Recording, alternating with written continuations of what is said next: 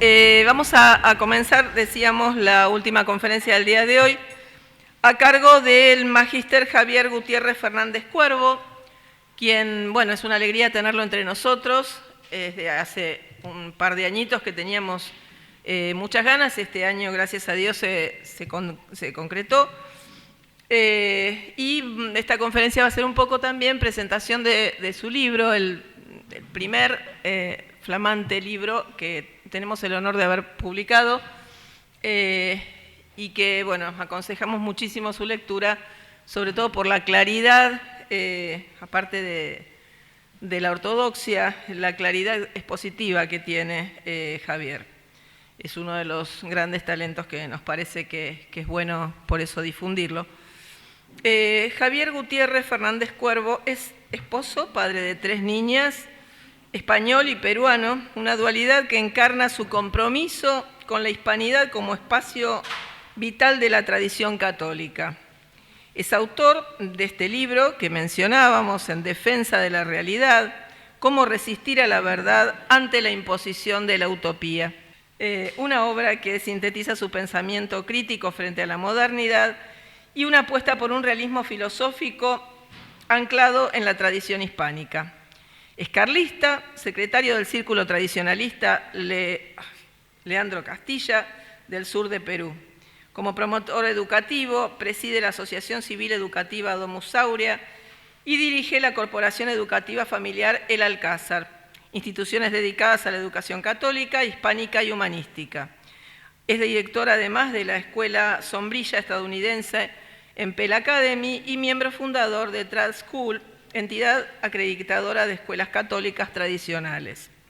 En el ámbito universitario imparte clases de ética, ciudadanía, antropología filosófica, comunicación política y retórica en la Universidad Continental y en la Universidad Católica San Pablo en Arequipa, Perú. Su formación incluye una maestría en orientación educativa familiar, una especialización en didáctica de las ciencias sociales y políticas y un grado en filosofía por la Pontificia Universidad Urbaniana de la Santa Sede. Bueno, como decíamos recién, la verdad que es una alegría enorme tenerlo entre nosotros y recomendamos vivamente la lectura de esta flamante obra que hemos podido publicar. Gracias, Javier, por el esfuerzo además que ha hecho, porque bueno, fue un viaje bastante complicado, relámpago, y sabemos que no fue para nada sin renuncia de él y de las nenas también, ¿no? De todas sus mujeres. Bueno, te escuchamos, Javier. Muchísimas gracias, Virginia, gracias, Jorge, gracias a todo el Círculo de Formación San Bernardo de Claraval, del que tengo el gran gusto de participar y colaborar desde ya mínimo un quinquenio, mínimo, ¿no? Porque recuerdo estar en tiempos del encierro pandémico, estar ahí colaborando tras de cámaras en algún evento. Yo creo que antes incluso también.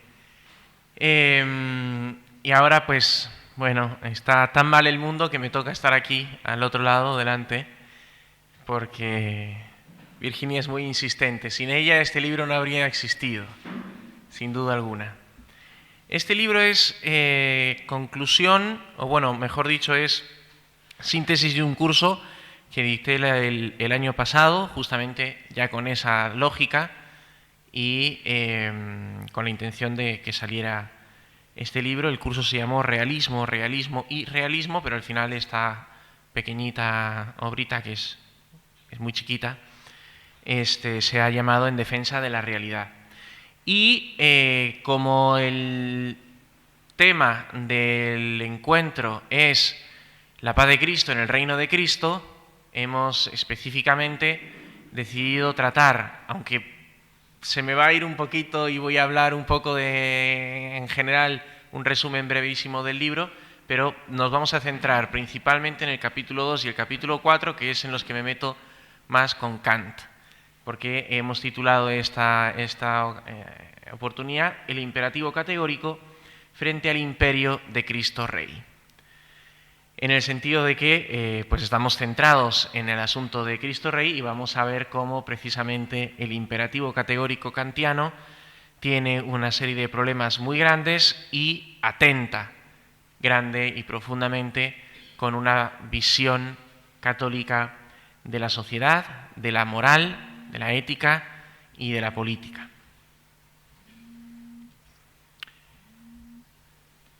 Rafael Gambra, en Historia sencilla de la filosofía, cuando está por presentar a Kant, dice: la concepción de Kant es un tanto compleja, pero como es el centro del pensamiento moderno, trataremos de comprenderla en su esquema fundamental. Y esto es importante. No se puede entender, digamos, si somos tradicionalistas, ya sea litúrgicos, políticos o lo que sea, o si vemos que algo huele raro en el mundo de la modernidad, no podemos entender y mucho menos combatir la modernidad, el modernismo y el mundo moderno en el que vivimos si no entendemos a Kant, sus venenos y por lo tanto también si no estamos vacunados en una vacuna real contra este terrible pensador. Segunda cita para iniciar la exposición, la del Papa León XIII en la Libertas Praestantissimum número 12, que dice: si el juicio sobre la verdad y el bien, y es importante estos dos elementos que estén unidos, porque son inseparables. Si el juicio sobre la verdad y el bien queda exclusivamente en manos de la razón humana abandonada así sola, desaparece toda diferencia objetiva entre el bien y el mal. El vicio y la virtud no se distinguen ya en el orden de la realidad, sino solamente en el juicio subjetivo de cada individuo. Esto es importante, ¿por qué? Porque muchísimos lectores de Kant se dejan llevar por un engaño de Kant. Todo el mundo sabe que Kant es agnóstico respecto del conocimiento de la verdad, ¿no? Te dice, no, es cierto, la gnoseología de Kant es un asunto, pero Kant defiende que se puede conocer el noúmeno de las cosas, la esencia de las cosas, por la vía práctica. Entonces, Kant rescata el ser en su crítica de la razón práctica, ¿no? Rescata el ser en su vía práctica y su ética es una ética objetiva. Su ética es una ética, por lo tanto, del ser. Y desgraciadamente así se enseña en inmensidad de espacios de denominación católica y de fundamentación católica. Incluso en seminarios, tantísimos sacerdotes han recibido una formación por la que consideran que Kant es la aplicación más pura del Evangelio, prácticamente en la hora de entender la ética, y hacen una confusión del imperativo categórico con la regla de oro evangélica y por lo tanto pues les castran para poder ser combativos contra los errores modernos, porque como vemos Kant está en el centro y es fundamento de gran parte de lo que vivimos en la modernidad. Entonces, primero vamos a tratar un asunto que se comenta aquí en el capítulo 1 y que es el problema de los universales. ¿Bien? La utopía se trata en general. Vamos a centrarnos en el problema de los universales no porque me gusten a mí las cuestiones de disquisiciones filosóficas medievales, sino porque, aunque pareciera una discusión sin sentido, Kant, el problema que tiene es que rompe profundamente con el realismo moderado o realismo integral, rompe con la realidad, por eso se llama En defensa de la realidad, y por lo tanto, al romper con la realidad en el fundamento, la propuesta que va a hacer va a ser también una propuesta irreal y por lo tanto una propuesta utópica. Vamos a ver el paradigma clásico realista, que parte de la realidad de las cosas, para poder comprender por qué el paradigma kantiano atenta contra eso. Vamos a partir de lo bueno, digamos. Vamos a explicar lo que es un hombre sano y entonces vamos a decir, anda, pues entonces sí estoy enfermo, ¿no? Es como, usted debería poder tocarse la espalda. Ah, no llego. Y entonces me doy cuenta de que estoy enfermo, ¿verdad? Vamos a conocer la salud para encontrarnos en la enfermedad. Entonces vamos a tratar brevísimamente el contexto revolucionario de Kant, que explica por qué Kant obtiene el éxito que obtiene, su nosiología, su propuesta ética con el imperativo categórico. Vamos a desmontar esta propuesta ética, vamos a ver la deshonestidad intrínseca que tiene y finalmente haremos un brevísimo triple llamado a la humildad, que es una sola diapositiva, pero que refiere 3 elementos que ya se comentan en el capítulo 2, aunque se desarrollan sobre todo en el capítulo 7 de la obra. Que son capítulos muy breves, tiene 7 capítulos y un corolario y son apenas 140 páginas, es decir, son capítulos muy breves. Lo insisto 3 veces en la introducción que hago, que es un libro abiertamente introductorio, está dirigido a quien no tiene ni idea de nada, a quien, o sea, no se necesita saber nada para poder leer el libro, se necesita saber español hasta que me lo traduzca alguien. Bien, nada más, es sumamente sencillo, es sumamente propedéutico. Yo estaba pensando en mis alumnos de primer año de la universidad en la que enseño en Arequipa, que es cuestionable si saben español, así que no se necesita nada. El problema de los universales y la utopía. Este problema articula la historia de la filosofía. La filosofía nace discutiendo de los universales, aunque todavía no le ha puesto un nombre, y a día de hoy la filosofía sigue discutiendo de los universales. ¿Eso quiere decir que es un asunto irresoluble y estúpido seguir discutiendo sobre él? No, ha sido resuelto. Lo que pasa es que somos muy tercos. ¿Bien? Que un hijo desobedezca a su padre por toda su vida no quiere decir que no exista la obediencia, ¿verdad? Del mismo modo, este problema ha sido resuelto, sin embargo, el mundo moderno decidió ignorar esa resolución e inventarse nuevas falsas soluciones. ¿En qué consiste este problema? Entre una oposición aparente de 2 mundos que los seres humanos percibimos. En el mundo sensible percibimos unas cosas y en el mundo inteligible percibimos otras cosas. ¿Bien? En el mundo sensible conocemos esta manzana concreta. Voy a explicarlo con manzanitas, literalmente. Esta manzana concreta. ¿Bien? Yo le doy una manzana y entonces conoces esta manzana. Si tiene una mancha amarilla, si es una manzana roja que tiene una mancha amarilla, si no la tiene, si tiene 2 o 3 manchas amarillas, si tiene un gusano dentro, si no lo tiene, si la ramita tiene 2 o 3 plantas. Tú conoces las concreciones, las particularidades de este individuo específico que no hay ninguno otro como él. No hay 2 manzanas iguales, igual que no hay 2 huellas dactilares iguales. Dios es tan creativo que no hace 2 manzanas exactamente iguales. Tú ves 2 manzanas, son iguales, pero las abres y por dentro eran diferentes. O son iguales, las pesas y una pesa más que la otra. Siempre, cada individuo en la realidad es diferente. Y además ese individuo cambia. Pasa el tiempo y esa manzana se empieza a marchitar. O al revés, va madurando si la conocías cuando la conociste primero cuando estaba inmadura. El mundo sensible nos muestra cosas diversas y cambiantes.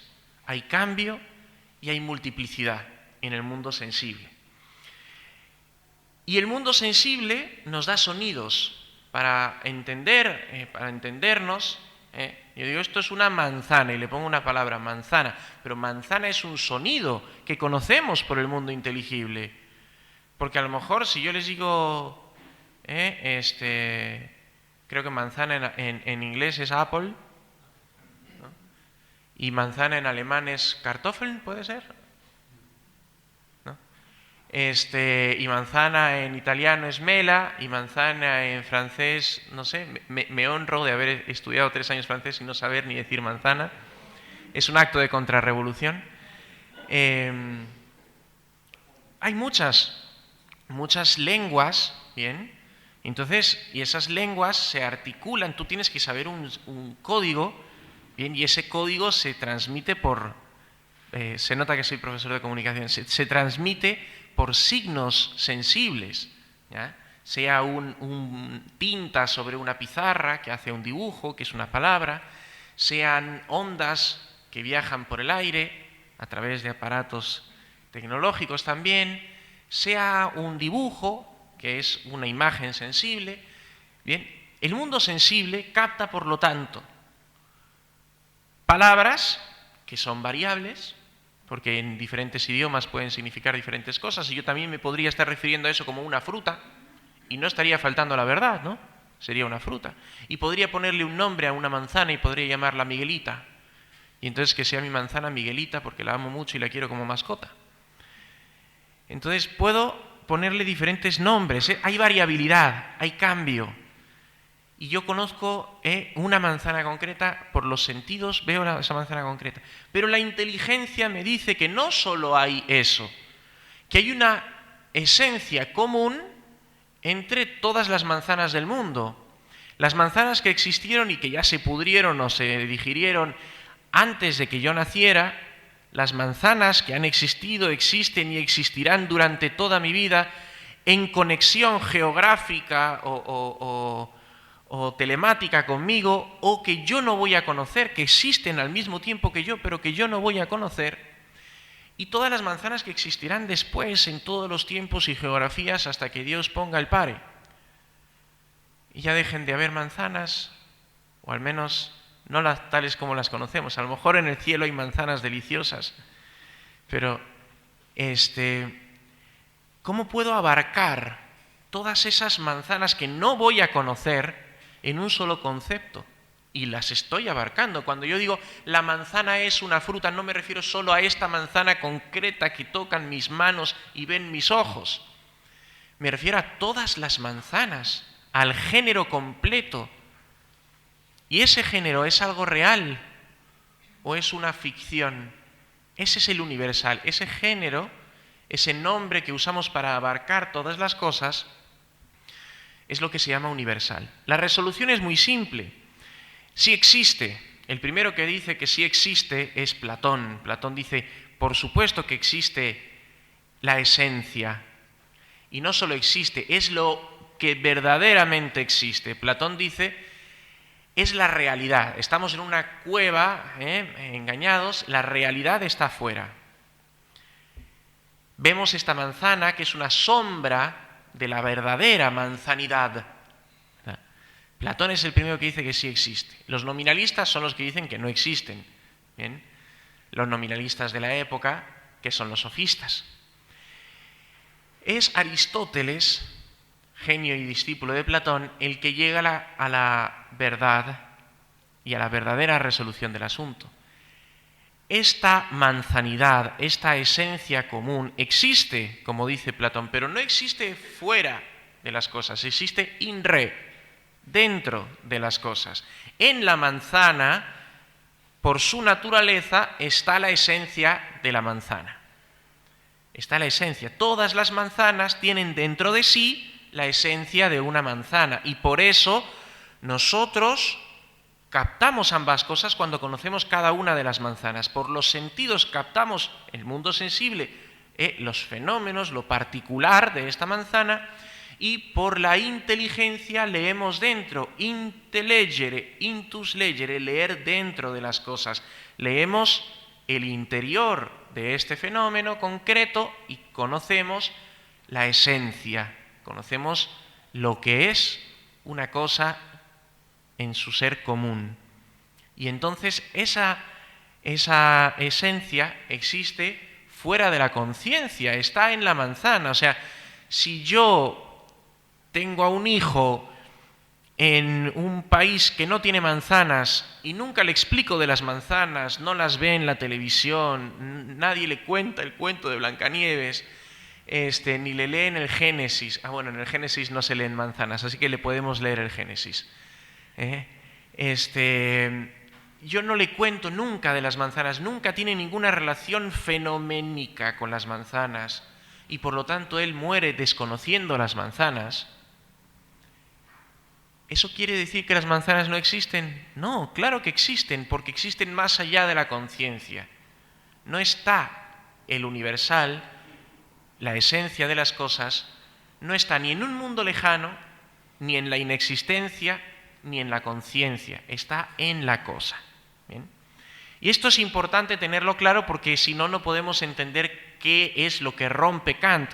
Kant, aunque parezca absurdo, rompe con esto que es tan evidente. Y si podemos hablar de la esencia común de las manzanas, también podemos hablar de la esencia común del hombre, que es lo que nos interesa, porque llevamos 10 minutos hablando de manzanas y qué más da. Podemos hablar de la esencia común de las manzanas, podemos hablar de la esencia común de las boinas, de los libros, del ser humano. Cada ser humano tiene una particularidad, es un ser humano concreto, con unas especificaciones irrepetibles, pero al mismo tiempo cada ser humano comparte su naturaleza con todo el resto de seres humanos. Y si hay una naturaleza común, hay algo que le hace bien a esa naturaleza común y hay algo que le hace mal a esa naturaleza común. Eso que le hace bien a la naturaleza común del hombre es lo que se llama bien común. También hay algo que le hace bien concreto, lo bueno para este hombre concreto. Y el bien no pelea contra sí mismo, porque el bien es Dios, el bien en última instancia es Dios, y Dios es uno. El bien es principio de unidad. Por lo tanto, no puede haber conflicto real entre lo bueno para este hombre concreto y lo bueno para la humanidad como esencia común de las cosas. No hay conflicto. Y donde hay un aparente conflicto es probablemente porque estamos pretendiendo comprender como bien algo que no lo es. ¿Bien? Percibimos en razón de bien asesinar a esta persona, pero eso no es un bien, realmente, ¿no? Entonces, así como hay una naturaleza común de las cosas, hay un bien común de las cosas. Y entonces ya nos podemos hacer una idea de en qué consiste el paradigma ético, político, clásico, de qué parte de este realismo. Partimos de la realidad cognoscible de las cosas, de la naturaleza humana, de zoon politikon, animal político, animal ciudadano, animal civilizado, animal... A mí me gusta más hablar de animal cívico. Creo que es el adjetivo que en español mejor refiere la completitud de matices que tiene el griego politikon. ¿Bien? Animal cívico, que se inserta dentro de la lógica del animal racional. Aunque hay algunas veces que manejando a mí me sale llamar animal a alguien porque precisamente se muestra que no es cívico al conducir su vehículo por la ciudad, entonces resulta muy filosófico llamarle animal solamente, porque ha perdido lo cívico, ¿no? Pero somos animales cívicos, esa es nuestra naturaleza común. ¿Y eso qué quiere decir? Quiere decir que no solo no somos como esta jarra está aquí y ya está, ¿bien? Y no hay que hacer nada, tampoco se le puede pedir nada, está ahí. No somos solo seres corpóreos, somos además seres vivos, pero no solo somos seres vivos que crecemos y nos reproducimos y morimos, sino que además somos seres sociales, relacionales, animales, sensitivos. Pero no solo somos eso, que nos relacionamos y tenemos unas pasiones y algunas cosas nos apetecen y otras cosas nos atemorizan. No solo somos unos seres corpóreos, vivos, sensitivos, somos racionales. Y por racionales, ciudadanos, cívicos, políticos, que quiere decir que tenemos la capacidad de gobernar nuestras propias vidas y, por lo tanto, también gobernar la forma en que nos relacionamos y nuestra vida social. Y eso quiere decir que no es algo apartado de nuestra naturaleza, no es, como dice Hobbes, como dicen otros modernos, que viviríamos mejor solos, pero bueno, como no tenemos garras, no tenemos grandes pelajes y necesitamos de la ayuda de los demás, bueno, no nos queda de otra que asociarnos. No, la sociabilidad es natural, la politicidad del hombre es intrínseca e imposible de alejar de él. Y siempre está ahí, incluso cuando un niño adolescente se plantea por primera vez por qué tengo que obedecer a mi padre, está haciendo una reflexión política. Eso no lo hacen las abejas, ni por más complejas que sean su vida social, o los delfines, no, eso lo hace el ser humano, es propio del hombre. Y eso lo ha hecho el hombre, lo ha hecho Dios al hombre para que el hombre gobierne bien. De esta realidad cognoscible se deduce una ética, virtud, templanza para no dejarte llevar por tus pasiones, sino dominarlas, justicia, fortaleza, para ser capaz de afrontar grandes cosas, para no dejarte llevar por los miedos como se lleva un perrito por sus miedos. Justicia para relacionarte con el otro precisamente en orden de bien y en orden de finalidad y de adecuación a lo propio, a lo justo, a las deudas de cada uno. Y finalmente prudencia para gobernar todas estas virtudes y moderarlas y para conocer inteligentemente el entorno en el que nos ubicamos. Se deduce una ética de virtud para la eudemonía, es decir, esta virtud no es una carga, no es que tienes que ser casto porque si no vas a recibir un castigo. Eso es una visión esclavista de la realidad. Es que precisamente vas a ser feliz cuando vivas de acuerdo a tu naturaleza. No eres un perrito, es por eso que tienes que ser casto. Teníamos nosotros 2 perritos, ya Lola se murió, Lolo y Lola. Y Lolo en una ocasión no nos dimos cuenta y se enganchó con Lola. Y Lolo nos había venido de una parroquia, nos lo habían regalado de una parroquia. Yo pensaba que era un Lolo célibe, pero luego me explicaron que los perros no pueden ser célibes. Entonces el que había cometido el error era yo al no separarlos antes de tiempo. De todo se aprende. Ahora tenemos 7 perritos. Sí, porque nos encariñamos y es imposible venderlos, nada. Nos quedamos con toda la manada. Pero efectivamente, él no hizo nada malo, él vivió de acuerdo a su naturaleza. Pero si te llega un Jonathan a tu casa diciendo que ha embarazado a tu hija, no le puedes decir, bueno, oliste las hormonas y ya, ¿qué se le va a hacer? ¿Verdad? El juicio es diferente. ¿Verdad? ¿Por qué? Porque ese malandrín es un ser humano y tiene la capacidad de gobernar sus propias pasiones y de ser templado, de ser fuerte, de ser justo. Y así es como va a ser feliz. Él va a ser feliz cuando viva de acuerdo a su naturaleza. De esta virtud para la eudemonía y también el bien común que acabamos de tratar en la imagen del hombre y la manzanita. Esta ética conduce a su vez a una política como coronación natural. Y esta política que ha propuesto siempre la tradición católica es la monarquía católica. ¿Por qué? Porque esta es lo que favorece mayor la unidad, bien, porque así como la naturaleza social del hombre es unitaria, hay un padre, bien, de la misma forma la naturaleza del conjunto debe imitar el gobierno del conjunto debe imitar el gobierno que la naturaleza nos propone. Y además, ¿por qué? Porque es la forma más fácil de identificar cuando se gobierna bien y cuando se gobierna mal. Cuando gobernamos todos es muy difícil que todos nos demos cuenta de que todos estamos mal. En cambio, el error o el desacierto en un gobernante es más evidente y por lo tanto es más fácil de corregir. La monarquía católica siempre fue la propuesta de Santo Tomás, es clarísimo en ella, todos los grandes doctores son clarísimos en ello. La monarquía católica es nada más que una conclusión propia de comprender la realidad. O sea, no es que decimos, ok, ¿cómo queremos gobernar? No, es, ¿cómo es el ser humano? El ser humano es así. Le corresponde esto, la mejor forma de que el ser humano viva de acuerdo a esto, que alcance su felicidad, es esta conclusión política. No parte del modelo político, parte de la realidad de las cosas, el paradigma ético clásico, y concluye el modelo político como coronación natural.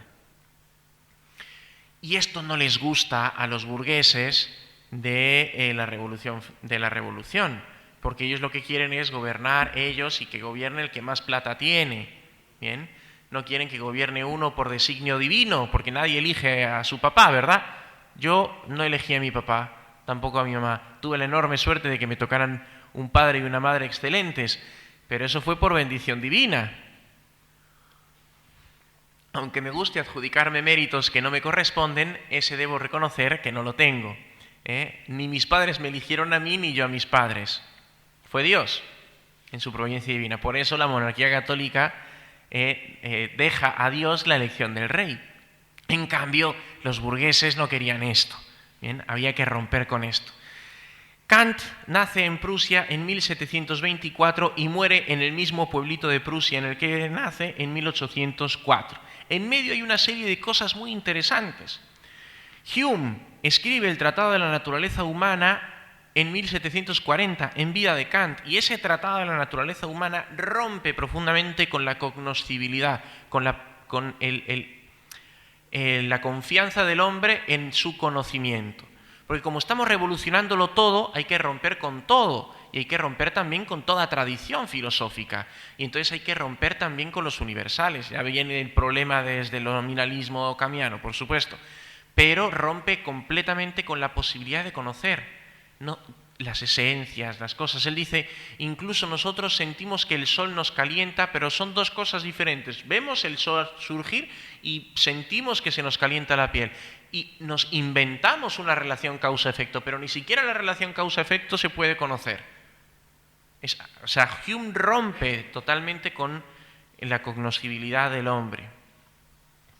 Y Kant va a querer resolver eso. En el 62, Rousseau escribe el contrato social. En el 76 se da la independencia de Estados Unidos y el fallecimiento de Hume. En el 78 mueren tanto Rousseau como Voltaire. En el 81, Kant va a escribir la crítica. Me ha faltado 1780. Así está bien. En el 78 mueren Rousseau y Voltaire. En el 81 escribe Crítica de la razón pura, donde rompe con... no rompe, ya Hume había roto, donde él supuestamente busca una manera de encontrar, ahora vamos a tratarlo, busca una manera de encontrar un conocimiento humano común, común entre todos, bien, sin que me llamen medievalista, ¿no? Que sea de lógica racionalista y moderna. Logra eso en la Crítica de la razón pura. En el 88 escribe la Crítica de la razón práctica con el imperativo categórico. En el 89 la Revolución Francesa. Estamos en este momento de revolución absoluta. Kant es contemporáneo con todo esto. En el 803 escribe sobre pedagogía y un año después, lo escribe su discípulo, pero él lo aprueba, así que es considerable como que él lo escribe. Y en 1804 muere. En este contexto vive Kant, en un contexto de absoluta revolución donde se está rompiendo rotundamente con toda la cristiandad, con toda, no solo la estructura social y política, sino con toda la filosofía y demás. Y él precisamente en este desbarajuste y en este remolino de revolución, él pone orden, él ordena en la filosofía y eso hace que sea mucho más peligroso, por supuesto. Porque un ejército que viene contra ti desordenado es más fácil de combatir que un ejército que viene como legión romana con sus escudos impenetrables, ¿no? Él vuelve impenetrable la modernidad. ¿En qué consiste la gnoseología de Kant que él publica en su Crítica de la razón pura? Primero parte de que el noúmeno es incognoscible. ¿Alguien sabe qué hay detrás de esa nube? Bueno, muy al fondo, pero más cerquita.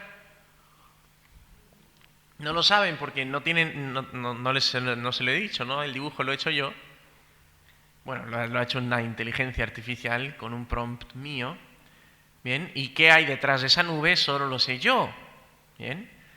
Ustedes no lo saben. El noúmeno, la realidad en sí de las cosas, él llama a eso noúmeno, el ser en sí, lo que decíamos antes, la esencia de una cosa, es incognoscible. Por lo tanto, Kant, en ese sentido, se posiciona con Hume en un escepticismo de las esencias.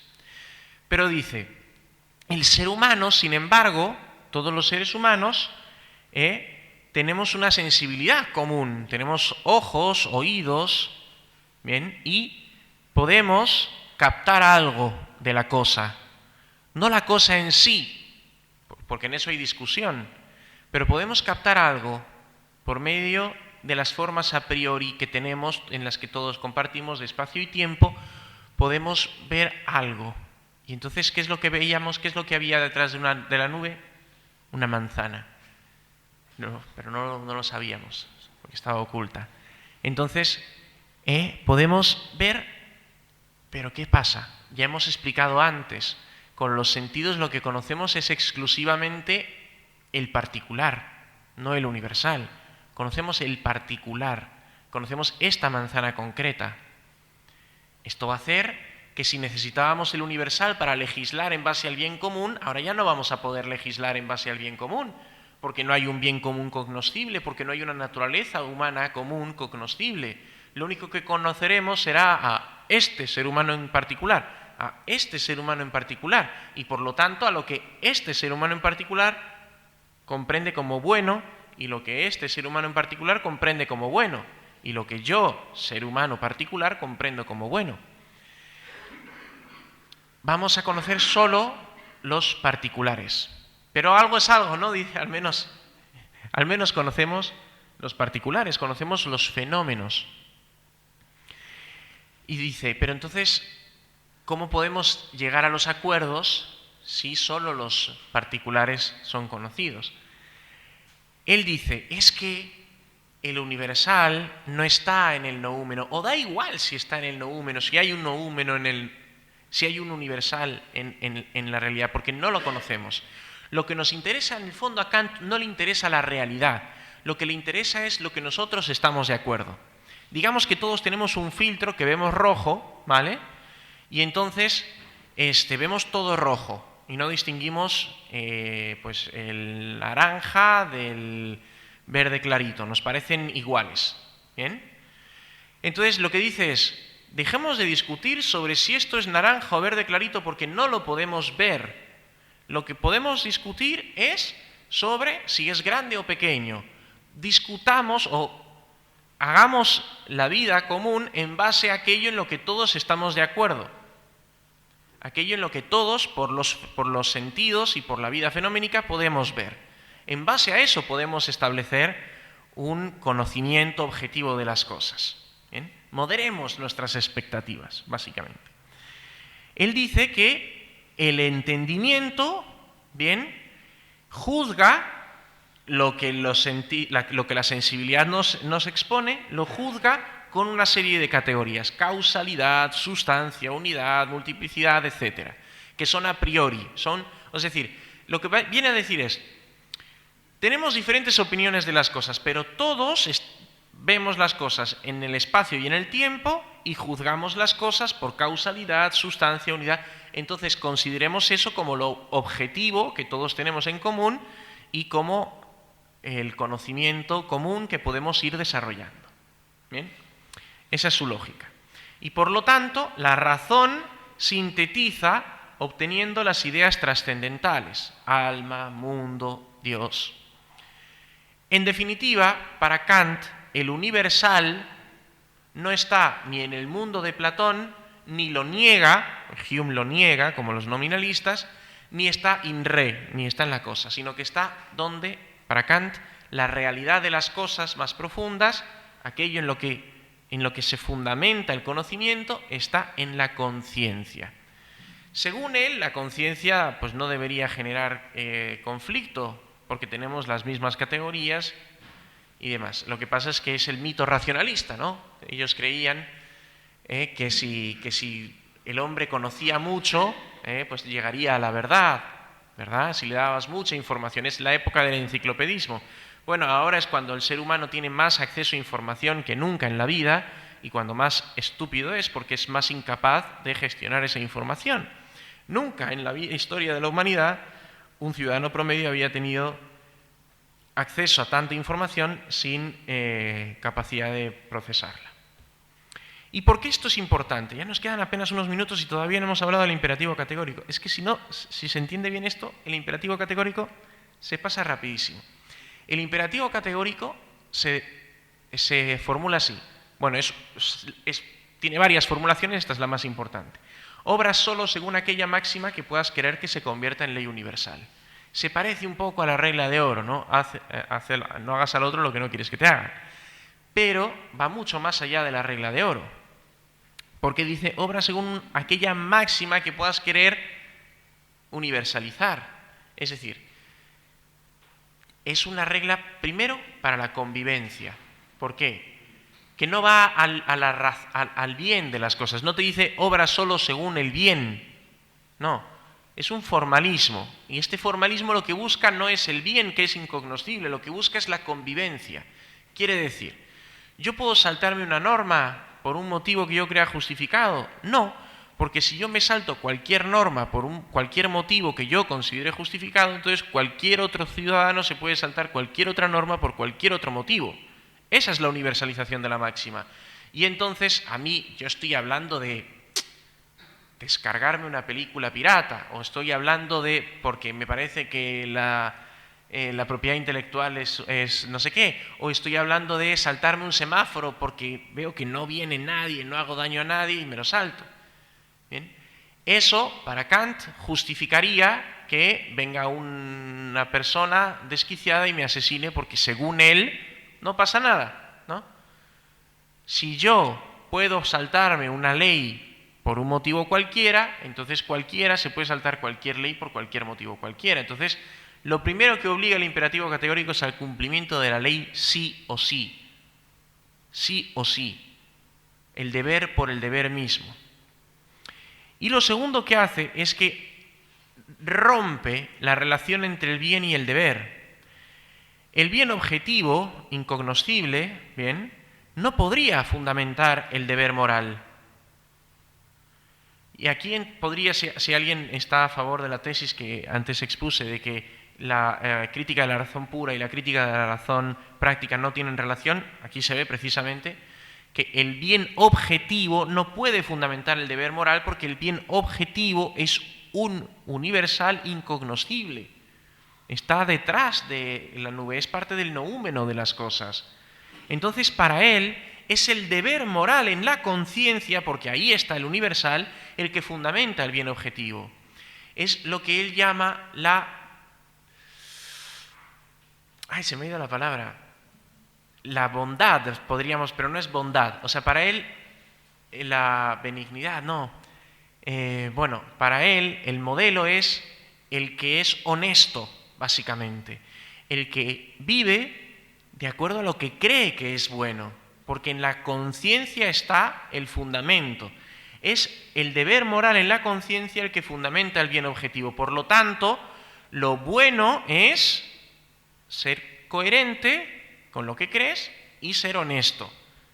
El problema es que podemos ser coherentes con el marxismo. Podemos ser honestos marxistas, ¿no? Y si me tengo que matar a mí mismo por la revolución, me mato a mí mismo por la revolución, y eso es ser muy coherente y muy honesto. Pero eso no es bueno. ¿De acuerdo? Entonces, en Kant, la conciencia es la que fundamenta el bien. Y me vendrá la palabra, la tengo aquí, me vendrá la palabra, pero bueno, el modelo ético de Kant, ¿bien?, esta bondad de un individuo consiste en que sea coherente consigo mismo, no con la realidad externa, porque la realidad externa es incognoscible. ¿Eso qué hace? Que podemos establecer, igual que hemos establecido un esquema previo del modelo del paradigma clásico, podemos establecer un modelo. Él parte del concepto de autonomía. Esto no lo he explicado, esto lo debí explicar en el contexto de la revolución. La revolución consiste en la autonomía, en que el hombre se ponga en el lugar de Dios, en que el hombre ya no necesita de Dios para establecer la política, para establecer la moral, para establecer la economía, para establecer la vida en general. El hombre no necesita de Dios, el hombre es autónomo, ¿bien? Se pone las reglas a sí mismo, autónomos, ¿bien? Parte de esa ideología donde el hombre debe regularse a sí mismo, y él lo que logra precisamente es conjugar la autonomía con el rechazo a la realidad. Esa es la genialidad de Kant. Le ordena a Hume parte de la ideología antropológica y de su corolario político, porque si esto es así, si yo lo que quiero es gobernar yo y que cada uno se gobierne a sí mismo, sin mención a la causa primera, entonces el corolario político, ¿cuál será? La voluntad general en una democrática y liberal, donde lo que importa no es el bien o el mal, sino el voto mayoritario. El voto mayoritario, lo que opinamos nosotros, nuestras opiniones, nuestras conciencias de lo que trata Kant. Entonces va a partir del modelo político. No hemos tratado ni la naturaleza del hombre ni el bien del hombre, va a partir del modelo político.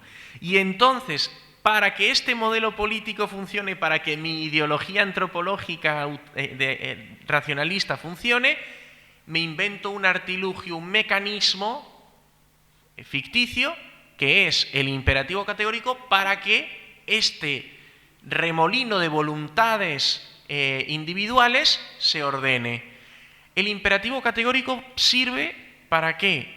Para que sin recurso a Dios no nos estemos matando constantemente y no sea un caos. Para eso sirve. Para funcionar como herramienta ética de imposición de su antropología racionalista y de su democracia liberal. Eso es el imperativo categórico. Está metido con cuchara, por así decirlo. O sea, no es...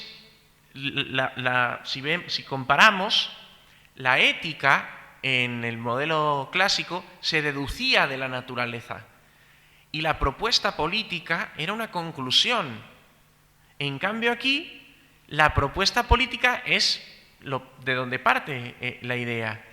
Y la ética es para que funcione. Por lo tanto, ya no es una política en favor de la ética, en favor del hombre, sino que instrumentalizaremos al hombre, instrumentalizaremos la acción del hombre para que funcione la utopía, para que funcione mi ideal político. Instrumentalizamos al hombre y hacemos que cada acción sea funcional al aparato ideológico y al aparato político utópico. Por lo tanto, es una tergiversación. Y con esto podemos dar por, espero, entendido que el imperativo categórico kantiano no tiene nada de honesto, es una manipulación absoluta de la acción del hombre, de la acción libre, es una manipulación y una instrumentalización del hombre en aras de una falsa realidad que está en la conciencia, supuestamente, pero que no tiene pie en la realidad extrínseca. Y esto genera la democracia. La democracia es profundamente un sistema kantiano y esto genera también que se desarrollen los totalitarismos moralizantes del globalismo en el que vivimos. ¿Bien? Pues no te puedes cuestionar la mascarilla, porque si te cuestionas la mascarilla, entonces estarías también legitimando que un asesino te asesine y demás estupideces. Y el mundo al que nos dirigimos es un mundo de totalitarismo absoluto, ¿no? Donde gobiernan precisamente aquellos burgueses que hicieron esta revolución que Kant ordenó. Bien, la globalización no es sino el fruto maduro, la conclusión de la revolución de 1789. Elías de Tejada hace una tesis hermosa que va desde por 5 rupturas de la cristiandad, que va desde la primera ruptura es la ruptura de Lutero, efectivamente, la ruptura religiosa, hasta la paz de Westfalia. Aquí se pretende hacer una continuación histórica desde la paz de Westfalia hasta la globalización. Cómo se termina de destruir los vestigios de cristiandad y se empiezan a construir los fundamentos de esta falsa o esta imitación burlesca de la cristiandad que es la globalización. Ante este panorama inhóspito, lo único que podemos hacer es un triple llamado a la humildad, con la imagen de la Virgen María. Ecce ancilla Domini, fiat mi secundum verbum tuum. Bien, he aquí la esclava del Señor, hágase en mí según su palabra. La humildad nos hace primero,